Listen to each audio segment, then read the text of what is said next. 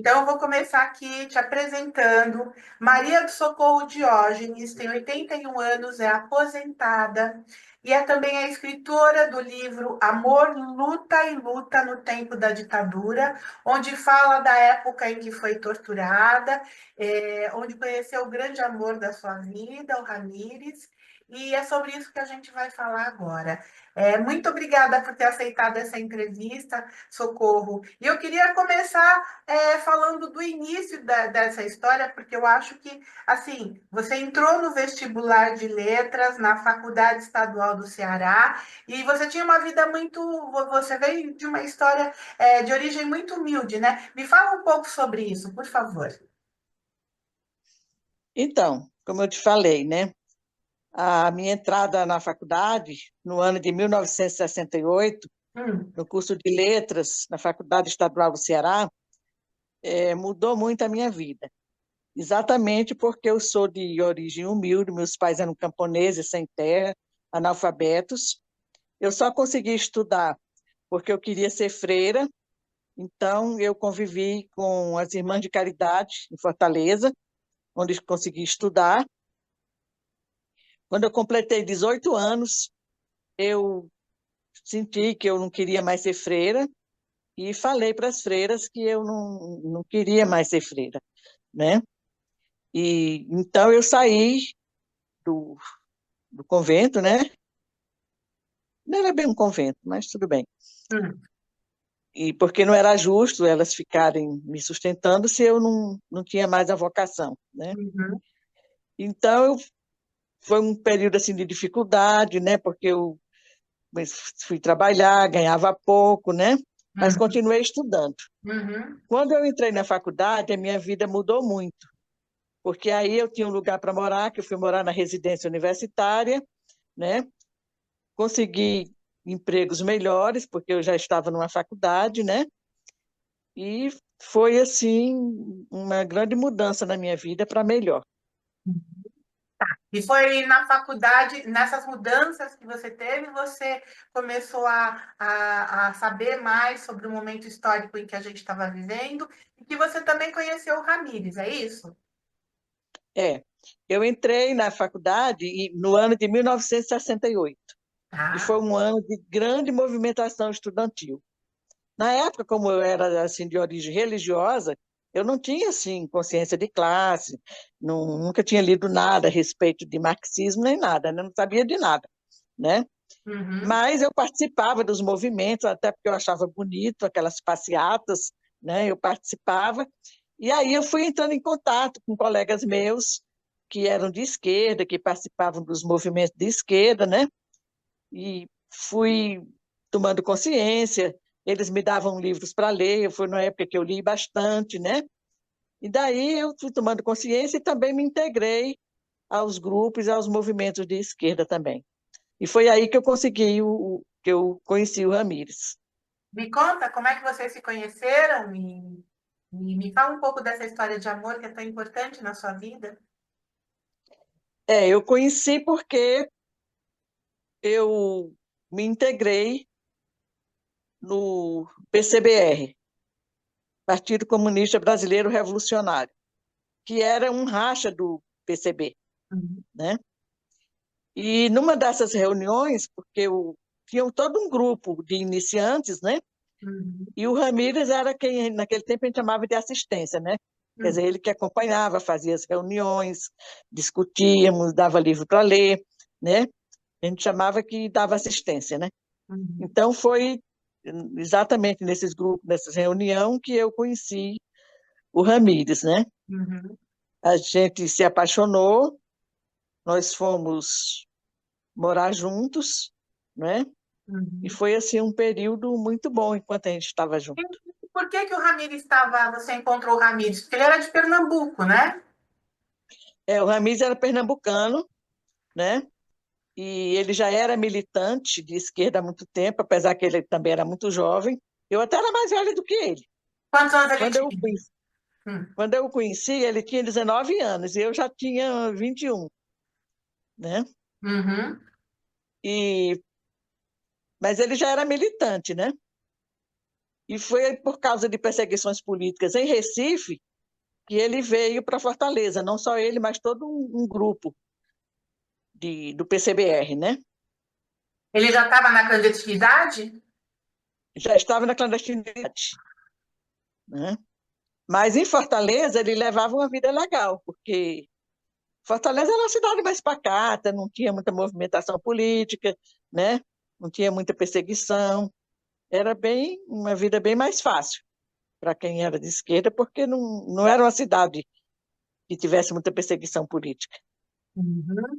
Tá, e aí vocês ficaram juntos por quanto tempo? Só vou te pedir para você só subir um pouco mais, porque você está baixando, eu não sei onde você está agora. É, Ah, tá melhorou, bom assim? melhorou, tá melhor agora. Tá melhor. Ah, tá, tá E por bom. quanto tempo vocês ficaram juntos? Me fala desse tempo de convivência, como foi? Olha, esse tempo de convivência foi, deixa eu pensar aqui mais ou menos, isso foi um ano e pouco, né? Tá, tá. Porque começaram também perseguições, pessoas que foram presas, né? E começaram naquele tempo a gente chamava abrir, né? Quando falava dos nomes, da Hum, participação das pessoas, a gente falava que o militante abriu, né? hum. Então começaram a abrir pessoas, nomes, participação, e daí a coisa começou a não dar mais certo. Você está falando de delação, que as pessoas acabavam É, delatando? Uhum, eu não chamo bem assim delator pelo seguinte, porque as torturas eram muito grandes e não era todo mundo que aguentava, uhum, acabava falando. Eu uhum. não uso muito esse nome de delator, falo que a pessoa abriu, que falou, que não suportou, Tá. né? Quando vocês foram morar juntos, ele já estava na clandestinidade. Mas, Tava, quando ele veio para Fortaleza, quando ele caiu na clandestinidade lá em Recife. hum, Então ele veio para Fortaleza, hum, né? Não só ele, mas todo um grupo, hum, né? E só que em Fortaleza, como eu te falei, que era uma cidade pacata, a gente levava a vida normal, tá? uhum. E então a gente foi morar junto, a gente tinha nossa casa, alugamos nossa casa, né? Num bairro lá em Fortaleza, né? Eu trabalhava naquele tempo, eu estudava, estava na faculdade, mas eu já dava aula. Uhum. E, então eu já era professora, dava aula em escolas particulares, porque no estado tinha que ser concursada, tinha que ter terminado o curso, e eu ainda era estudante, né? Uhum. Mas eu dava aula em escola particular, né? E a gente levava uma vida normal, Tá. Até né? que. Até que houve um, isso, mais ou menos já em 69, porque aí, você sabe que o ano de 68 foi um ano de muita movimentação, né? Estudantil, então a polícia também começou a perseguir os Uhum. estudantes, os movimentos, né? Uhum. E em 69 a coisa já estava mais ou menos parada, não tinha mais condições de estar atuando assim muito claramente, não, Uhum. né? Mas aí um militante do PCBR, a gente chamava ele de moleque, era um menino negro, muito novinho, acho que ele tinha, não sei nem se já tinha 15 anos, era muito novo, tinha vindo de Recife também, tá? Ele também era pernambucano. E eu sempre falava para o pessoal que tivesse cuidado, a gente chamava ele de moleque, né? Ele estava morando comigo e com o Ramires, Uhum. ele chegou a ser preso num pichamento Uhum. e realmente falou tudo. Eu e Ramires tivemos que abandonar a nossa casa correndo, saímos com a roupa do corpo, largamos tudo lá, né? E ficamos nos aparelhos do partido. Aparelho era casas que o partido alugava para receber os militantes, né? Uhum. A gente chamava de aparelho, que era um tipo de casa meio clandestina, né? É. Então a gente ficou numa dessas casas, né? Porque não tinha mais condições de ficar na nossa casa, porque o moleque realmente abriu tudo, falou tudo, tá? E então, depois da prisão do moleque, eu e o Ramires não tínhamos mais condições de ficar em Fortaleza, tá? Então, o que que eu fiz? Eu tranquei minha faculdade, Ainda bem que eu não abandonei, eu tranquei, porque depois eu retomei tudo facilmente. E aí o partido resolveu mandar o Ramires para o Rio de Janeiro e me mandar para Recife. Na época eu questionei por que que a gente não podia ir junto para o Rio de Janeiro. Para onde eu for, eu sou nova, eu sou novata, né? Tanto em Recife como Mas no Rio, por que que eu você não posso ir também, junto? mas você também acabou entrando na clandestinidade depois disso, né? Exato. Fiquei na clandestinidade, não tinha mais condições de continuar em Fortaleza. Né? Então eu questionei o partido por que que eu não ia junto com ele para o Rio de Janeiro, né? Mas aí o partido falou que não, porque estava precisando de gente em Recife, que o Ramires não podia mais ir para Recife, foi para o Rio e me mandaram para Recife, para eu fazer um trabalho em Recife, né? E como é que foi seu último dia, esse último encontro, assim, essa despedida do Ramires? Foi uma coisa muito triste, né? A gente num aparelho, com outros militantes também da clandestinidade, né? E foi assim, né? Cada um foi para um lado. E o pior é que eu nunca mais vi Ramires, porque eu fui para Recife, que ele não tinha condições de ir lá, né?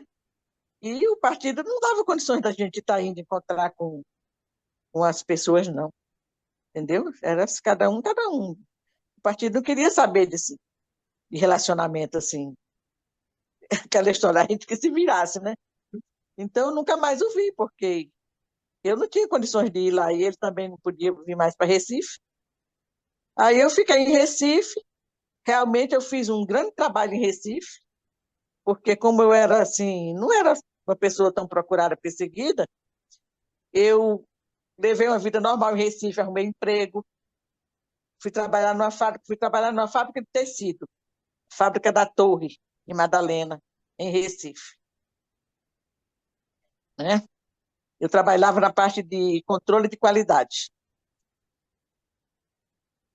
E fiquei em Recife, eu trabalhava, eu aluguei um apartamentozinho na parte antiga de Recife, que os imóveis eram, os aluguéis eram baratos, né? E levei uma vida normal em Recife, né? Aí, como eu estava numa fábrica, o que que eu fiz? Eu me liguei à ACO. A ACO era a Associação Cristã Operária.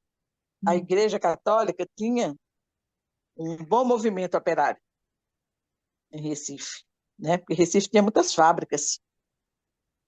Aí eu me liguei à ACO e, através da ACO, eu comecei a fazer um movimento operário muito bom, tá? Então, eu fiquei nesses movimentos até eu ser presa em Recife. O que que era fazer esse trabalho no movimento operário? O que que você fazia? A gente organizava os operários, a gente conscientizava eles para eles desenvolverem um trabalho de conscientização dentro das fábricas deles, a gente dava jornalzinho do partido, né? Se eles tinham alguma luta, alguma reivindicação na fábrica, a gente fazia panfletos para eles, né? Uhum. Era assim. Tá. E aí você foi descoberta? Como é que foi que aconteceu isso? Como sempre, é questão de pessoas serem presas e falar, né? Então, como eu te falei que eu morava nesse apartamentozinho, e aí eu morava com uma moça, chamava Lúcia. Ela não era ligada a nada, não, era uma pessoa comum do povo, né? Mas a gente trabalhava e tal, né? Mas aí houve uma grande prisão do pessoal em Recife, né? Aí a polícia entregaram. Tinha uma menina que tinha morado comigo, que era do partido, chamava Helena. Ela era de Fortaleza também.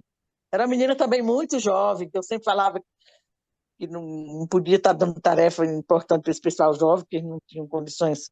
Aí foi a mesma coisa. Essa menina também foi presa junto com esse pessoal que foi preso. Era muito jovem, tinha morado comigo, sabia do meu endereço, falou. A polícia foi lá, prendeu a Lúcia, porque eu estava trabalhando. Acho que eles não me prenderam na fábrica, porque chamava muita atenção, né? Ia bater, tipo, imprensa e tudo, né? Coisa em fábrica sempre dá imprensa. Aí eles foram em casa, prenderam a Lúcia, que nem era ligada a nada, né? E de nada, terminou o serviço, eu vim normal para casa e a polícia estava lá me esperando, né? Na Aí sua me levou casa? para minha casa. Eles entraram no seu apartamento? Porque, como eu te falei, que a menina, a Helena, sabia meu endereço, ela foi presa, mas aí a gente não sabia, né? Uhum, Naquele tempo não saía em imprensa, em jornal, nem nada a prisão do pessoal de esqui. Era a uhum, tática deles, uhum, né? uhum, E ela falou o endereço, eles vieram, só que eu estava trabalhando, não estava em casa, eles prenderam a Lúcia, essa uhum, moça que morava comigo, mas ela nem era ligada a nada, né? uhum, uhum. Aí, quer dizer, eu não sabia de nada, saí do serviço, vim normalmente para casa. E eles estavam lá, dentro de casa, esperando. Chegando lá, o que que eles fizeram? O que que aconteceu? Aí eles me prenderam também, me levaram para o DOI-CODE lá de Recife. Aí Tá, começou também a tortura, aquelas coisas que a gente já tá. sabe. Mas quando você estava descendo ali, você disse que teve alguém que colocou um capuz em você. Você saiu de lá e te encapuzaram, te algemaram e te encapuzaram. Exatamente. Não, quando eles prendem é assim, eles já algemam a gente com as mãos para trás, colocaram o capuz, né? E como era um apartamentinho, então tinha escada, né? Hum. Aí eles já estavam tudo lá embaixo, né? Me jogaram dentro de um carro e me levaram lá pro doicode deles lá. Botaram, te prenderam com as mãos para trás, algemada, com o capuz na cabeça. Te levaram para onde? Como foi essa experiência? Então, me levaram, como eu te falei, pro doicode deles. Hum, Era num quartel, mas a gente nem sabe direito onde era. Era no quartel deles lá, em Recife. hum. E aí, como é que foi essa recepção? Ah, aí já foi o seguinte: você chega lá, minha filha, a primeira coisa que eles fazem é arrancar toda a tua roupa, te joga no chão e choque, né? Aí é choque, é chute, é assim, vai perguntando coisa das pessoas, partidos, né? Hum. É assim. Tá, você me falou de que uma coisa que, entre essa tortura pela qual você passou, você odiava o afogamento, né?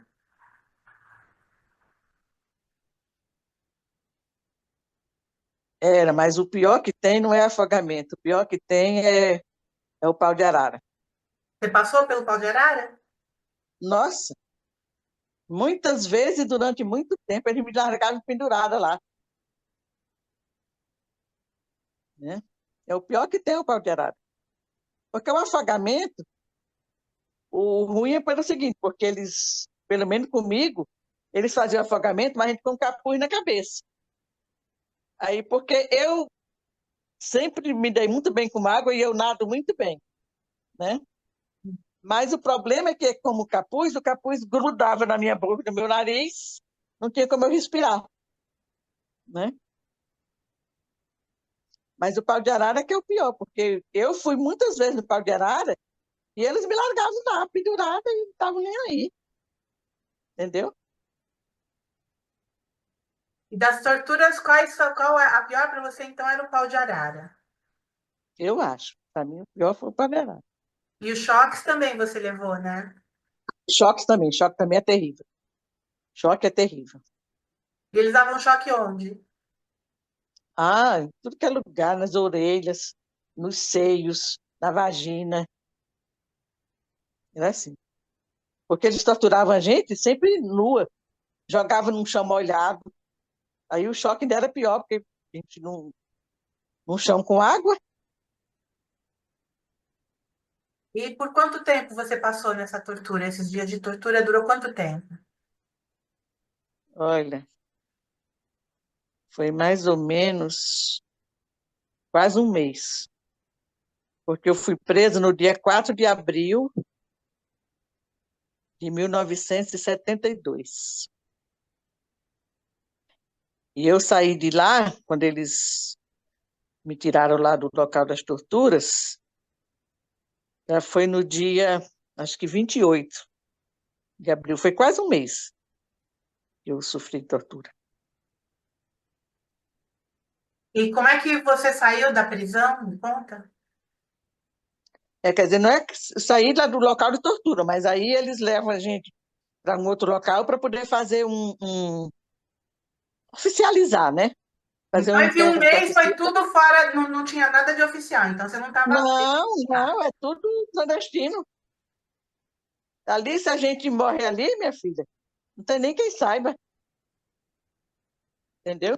É tanto que essa história dos desaparecidos, muita gente não sabe até hoje. Foi desaparecido, mas como? Foi para onde? Porque não tem nada oficial, não. Nada, nada. Aí, quando eles pararam de me torturar,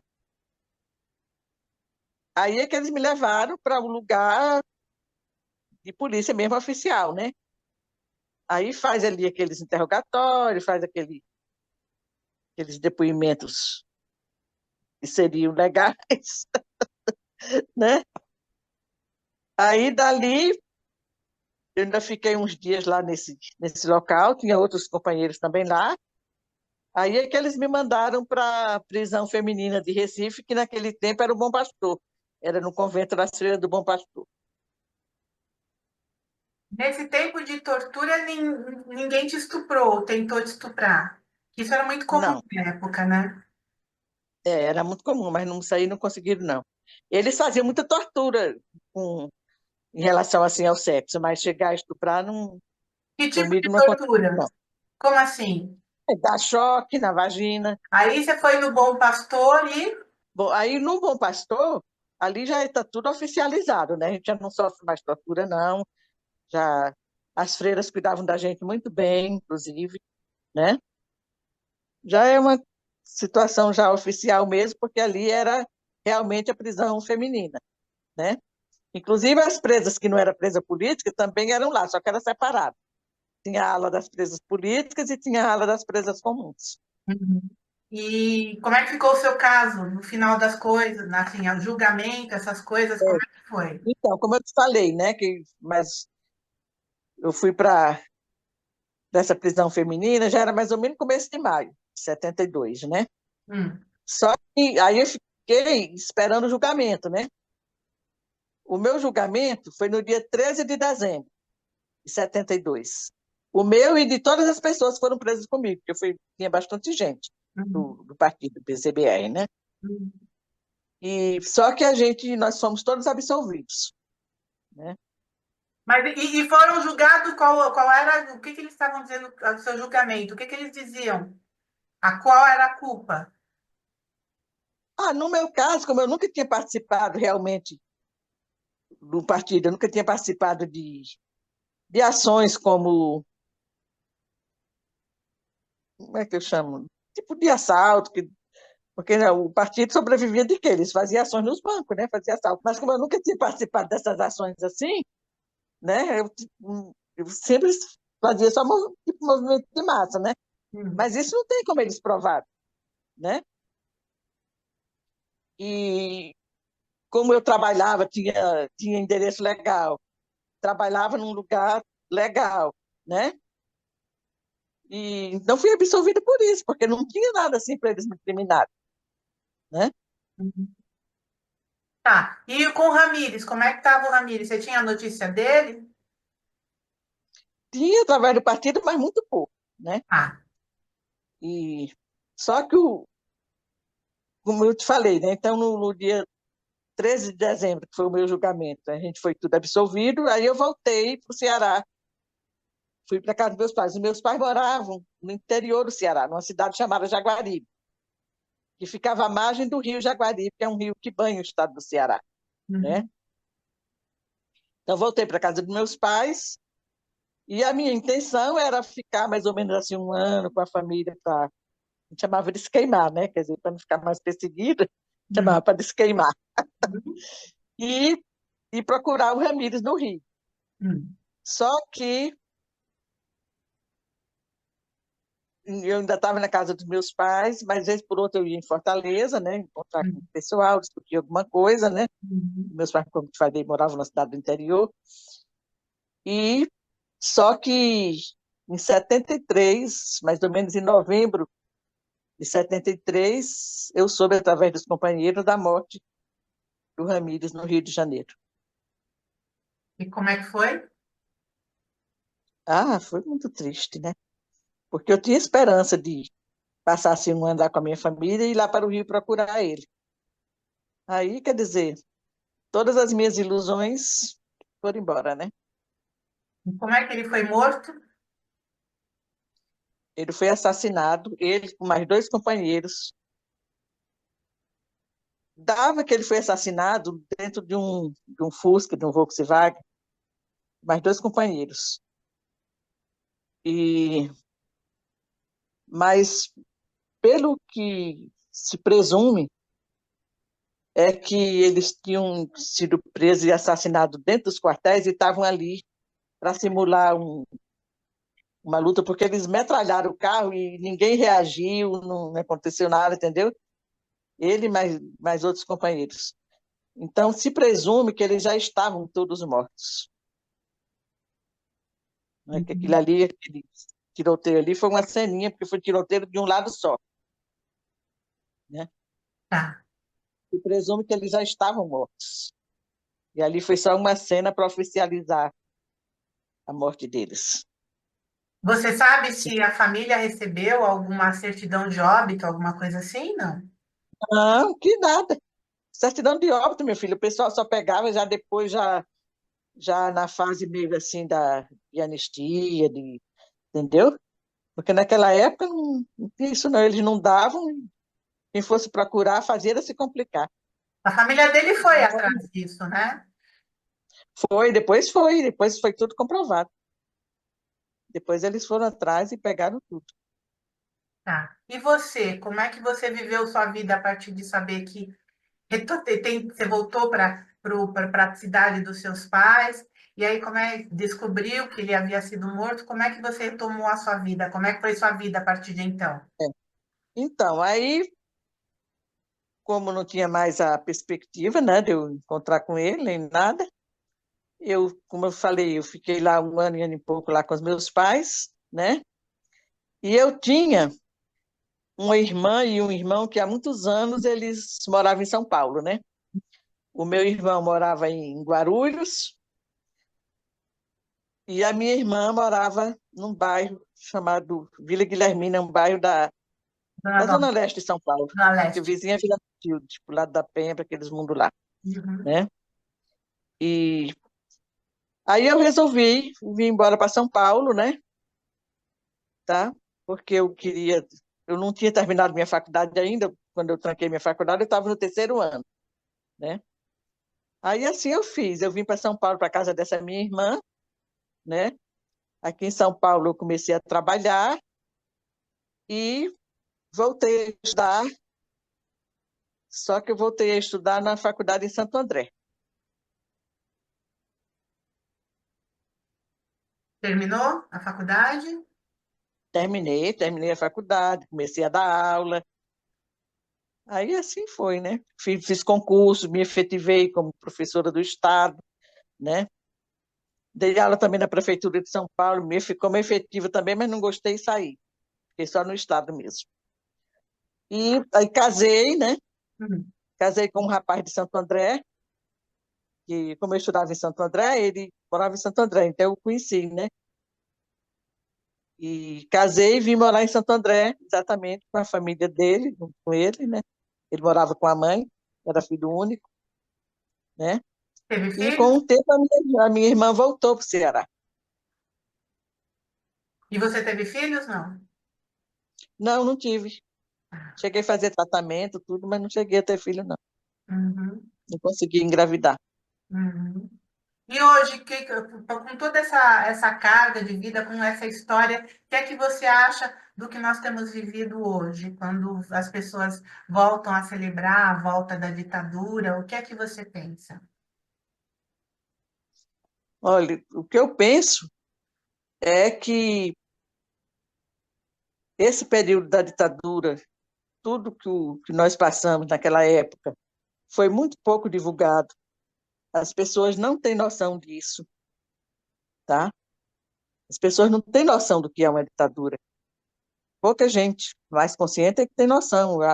Assim, a massa mesmo, a população, não tem noção do que é uma ditadura, não tem noção do que nós passamos, até porque ninguém divulga, né? E é por isso que eles ficam querendo. O Rubens Paiva foi um dos primeiros políticos que eles assassinaram, né? E sumiram também com o corpo dele. Então, a Eunice, muito corajosa, ela ficou denunciando, procurando o corpo do marido. Nunca encontrou, é claro, né, coitada? Mas ela lutou a vida inteira. E quanto aos seus torturadores, você descobriu quem eles eram? O que que aconteceu com eles? Você foi atrás de saber disso? Não, eu não fui Hum, atrás, até porque eu não tinha muitas condições também hum, de ir atrás, né? hum.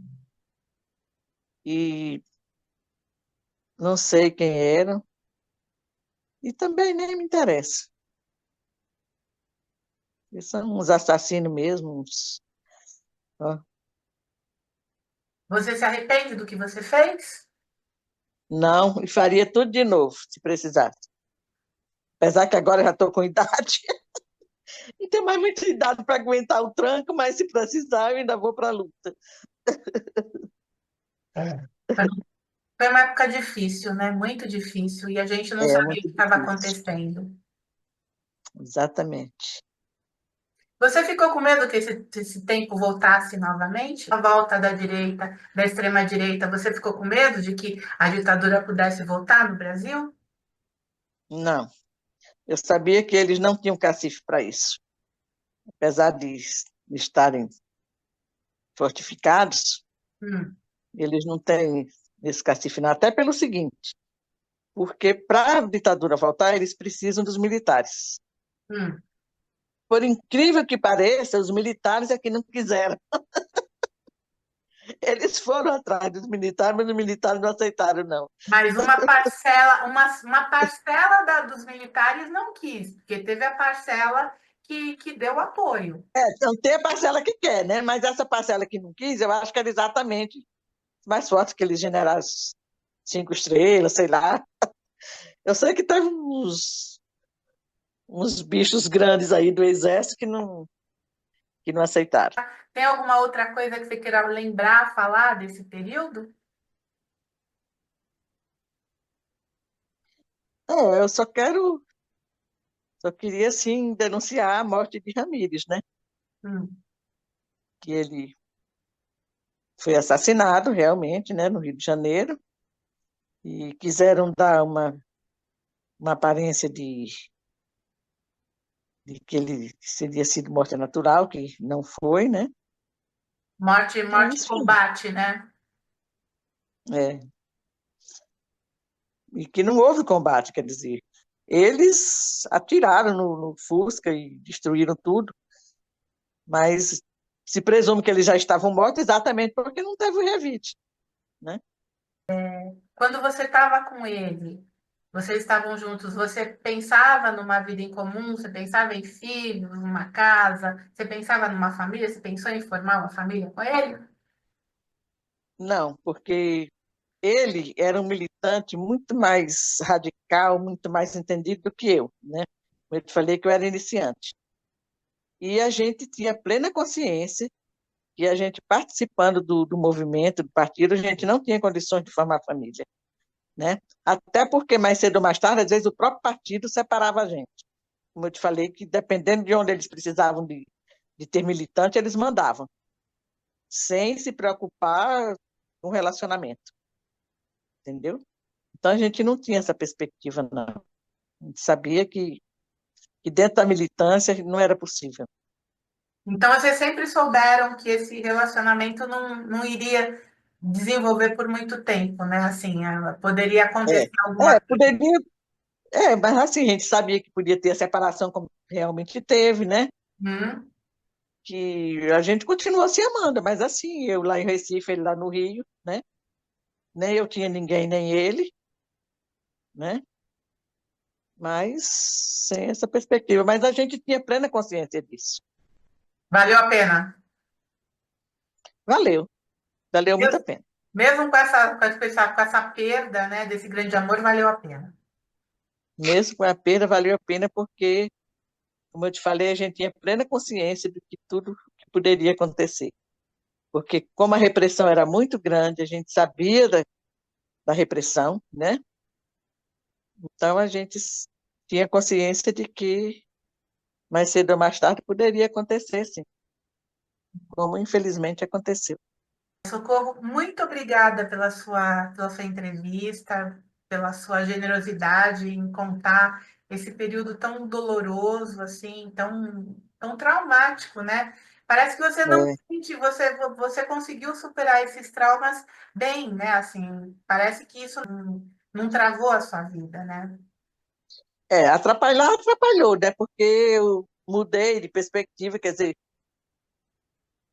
eu assim, eu não tinha assim muita, não queria sair de Fortaleza, eu amava a minha cidade, né? Hum. Mas precisou, eu vim para São Paulo, me dei muito bem, aqui fiz boas amizades, terminei meus cursos, né? Fiz meus concursos, arrumei emprego, levo uma vida normal, né? Casei, separei. Não atrapalhou, sim, mas não travou, né? Eu continuei lutando, trabalhando, estudando e consegui ser a pessoa que sou hoje e levando a vida que eu levo hoje, que me sinto feliz, me sinto muito bem. Tá bom. Querida, Apesar de tudo que passo por isso. muito obrigada pela sua entrevista, viu? Obrigada a você por querer saber da minha vida, do meu Não, você tem trabalho, uma vida incrível, é do uma que vida eu incrível. passei, Não, é uma vida das incrível. minhas lutas. Não, a sua luta é a luta ainda de muita gente, né? É verdade, é verdade. Tá bom, querida. Muito obrigada, viu? Obrigada a você. Um beijo. Outro.